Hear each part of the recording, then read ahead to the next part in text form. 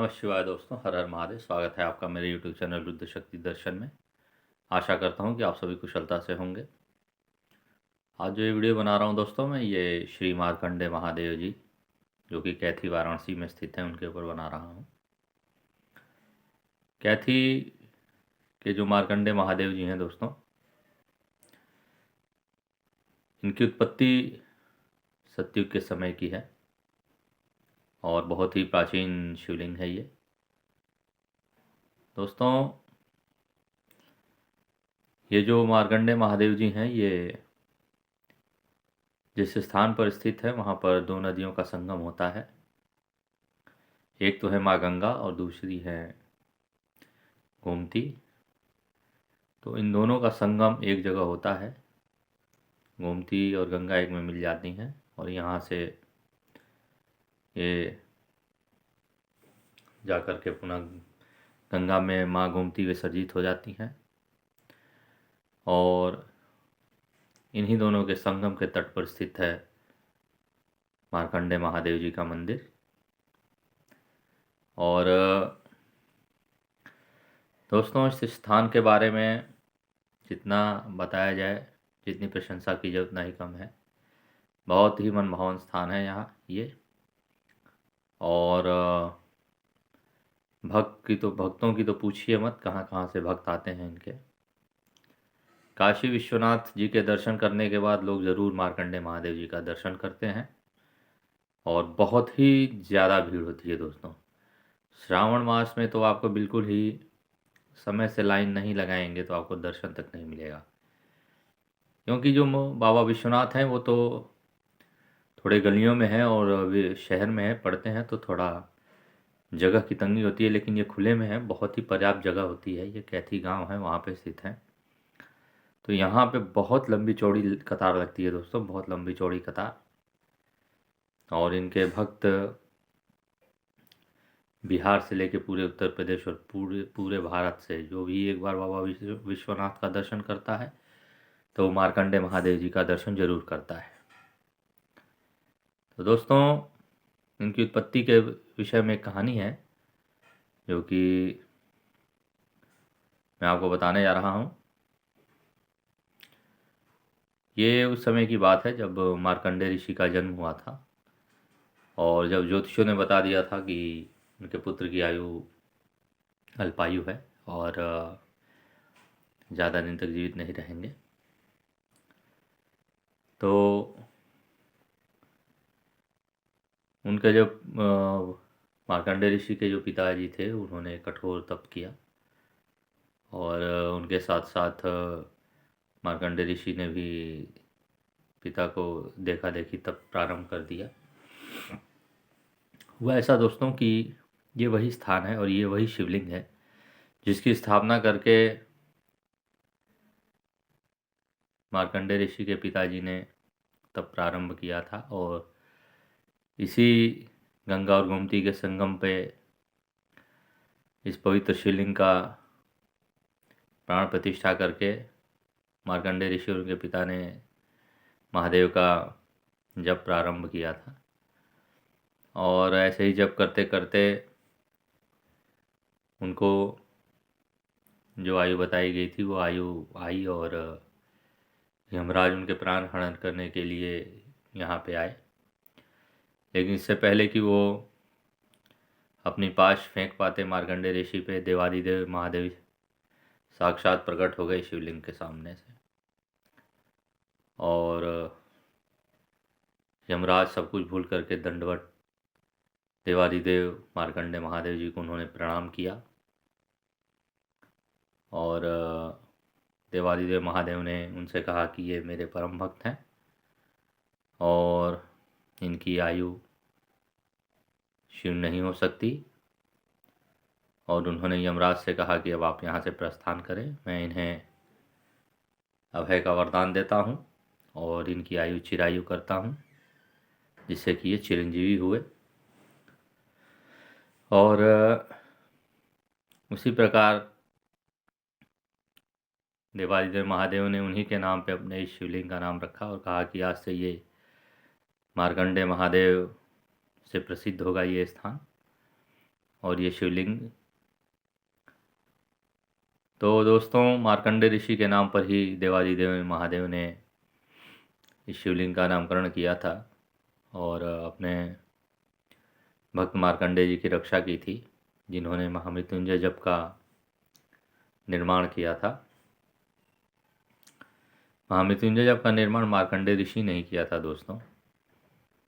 सोचिए कि ऐसे ऋषि हुए जिनको देवादिदेव महादेव ने अभय दिया और उन्होंने महामृत्युंजय मंत्र का निर्माण किया, जो कि बहुत ही कल्याणकारी मंत्र होता है महादेव का, और महादेव को बहुत ही प्रिय होता है महामृत्युंजय मंत्र और पंचाक्षरी मंत्र ओम नमः शिवाय।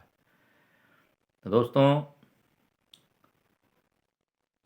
अब मैं मार्कंडे महादेव की आपको खूबी बताऊंगा कि जो भक्त होते हैं वो दर्शन करने के जब आते हैं तो गंगा जी बहुत दूर नहीं है यहाँ से, तो वहाँ से गंगा जी में स्नान करते हैं और जल लेकर के लोटे में, और दोस्तों महादेव पे जलाभिषेक किया जाता है यहाँ पे, जिससे कि अपन भक्तों को मनवांछित फल मिलता है। और दोस्तों अर्घा जो है महादेव का बहुत ही बड़ा है और शिवलिंग भी बहुत बड़ा है। और दोस्तों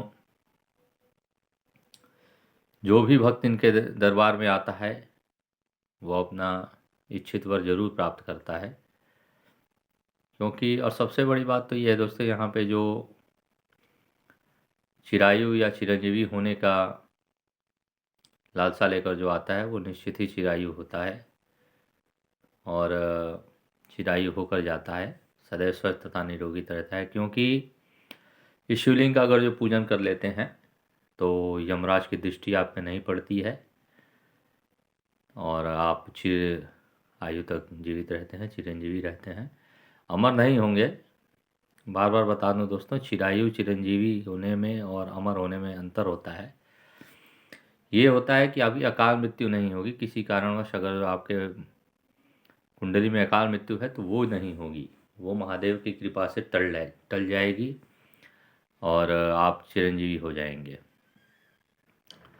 दोस्तों यहाँ पे ऐसी मान्यता है कि अगर जो बिल्व पत्र पे आप श्री राम लिख करके शिवरात के दिन या उसके अगले दिन देवादिदेव महादेव पे जलाभिषेक करने के बाद गंगा जी का वो चढ़ाते हैं श्री राम से लिखे हुए बिलपत्र, तो जो पुत्र रत्न की प्राप्ति के लिए आते हैं श्रद्धालु, उनको पुत्र रत्न की प्राप्ति अवश्य होती है और महादेव उनकी झोली जरूर भरते हैं। और इसी प्रकार दोस्तों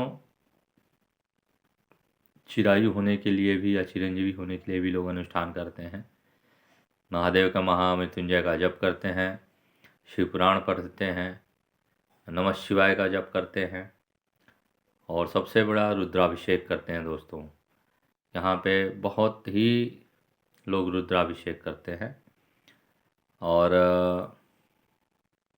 बहुत ही लंबी कतार लगती है दोस्तों। सामान्य समय पर भी जाएंगे तो आपको कतार मिलेगी, क्योंकि बहुत दूर दूर से लोग आते हैं यहाँ पे महादेव जी का दर्शन करने के लिए और बहुत ही मनोरम स्थल है ये। आप कभी भी आपको समय मिले और कभी आप बनारस आएँ घूमने के लिए तो बनारस से मात्र 25-30 किलोमीटर की दूरी पे है, बनारस गाजीपुर मार्ग पे। ये जब आप आते हैं तो आप ज़रूर एक बार मार्कंडे महादेव जी का कैथी में दर्शन करिएगा, क्योंकि यहाँ पे जब आप दर्शन कर लेंगे तो आपको अकाल मृत्यु का भय नहीं रहेगा, यमराज का भय नहीं रहेगा और आप चिरंजीवी होंगे और दीर्घायु होंगे। इसके साथ आप स्वस्थ तथा निरोगी रहेंगे। महादेव की कृपा अगर जो होती है दोस्तों तो आप स्वस्थ तथा निरोगी सदैव रहते हैं, आपको कोई भी रोग नहीं हो सकता है। और यहाँ पे मेला भी बहुत बड़ा लगता है दोस्तों, इस पूरे श्रावण मास में बहुत ही बड़ा मेला लगता है। जब तक श्रावण मास प्रारंभ होता है और जब अंत होता है तब तक मेला लगा रहता है और मेले में बहुत ही वस्तुएं मिलती हैं दोस्तों और लोग यहाँ से रुद्राक्ष की माला, कड़ा जो हुआ कड़ा ले जाते हैं, रुद्राक्ष की माला, मार्कंडे महादेव का फ़ोटो तक ले जाते हैं लोग और अपने घर में स्थापित करके पूजा करते हैं उनकी। जिससे कि देवादिदेव मार्कंडेय महादेव जी का सदैव उन लोगों पर कृपा दृष्टि बनी रहे। और आप लोगों से भी अनुरोध यही करूँगा कि आप भी आएँ और श्री मार्कंडेय महादेव जी का दर्शन अवश्य करें और उनके कृपा दृष्टि अवश्य प्राप्त करें। महादेव के दरबार में झोली कभी खाली नहीं होती दोस्तों, कुछ ना कुछ देवादिदेव महादेव जरूर देते हैं अपने भक्तों को। मैं भी गया हूँ इस धाम में, लेकिन पंडों की तो जो मैंने बता रखी है आपको कि हर जगह के पंडे वही होते हैं। एक बार मैंने प्रसाद चढ़ाया था, पंडे ने रख लिया, कहा कि शिवलिंग पे जो प्रसाद चढ़ता है वो नहीं मिलता है।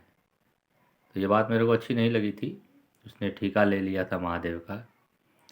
शायद महादेव ने उसे साक्षात प्रकट होकर कह दिया होगा कि प्रसाद अगर चढ़ गया शिवलिंग पे तो नहीं ले सकते। खैर जाने दीजिए, जैसा करेगा वैसा भरेगा। जो करनी अगर गलत है तो गलत उसको भोगना ही पड़ेगा। और महादेव का जो प्रसाद छीनता है, अब समझ लीजिए उसकी क्या दशा होगी। लोग बांटते हैं प्रसाद घूमकर, वो प्रसाद छीनता है। तो ये ढोंगी होते हैं, इन लोगों से कोई द्वेष करने की ज़रूरत नहीं है। इन लोगों को तो वो दंड मिलेगा कि उनको खुद पता नहीं है। त्रिपुंडी लगा लेते हैं, समझते हैं कि महादेव ने उनको ठेका दे दिया है अपने मंदिर का। और इन सब से मैं बहुत दूर रहता हूँ दोस्तों, सही बता दूँ। ये जितने भी त्रिपुंडी मार के घूमते हैं, मैं खुद कश्यप गोत्री भूम्या ब्राह्मण हूँ और मैं अपने पूजा में विश्वास रखता हूँ। मैं किसी पंडित और किसी को नहीं मानता। श्रद्धा है, आप में श्रद्धा है, आप मानिए, भगवान आपकी श्रद्धा को मानेंगे। बड़े बड़े संस्कृत के श्लोक पढ़ लेंगे और चिल्ला चिल्ला करके सबको सुना देंगे तो उससे भगवान प्रसन्न नहीं होते हैं।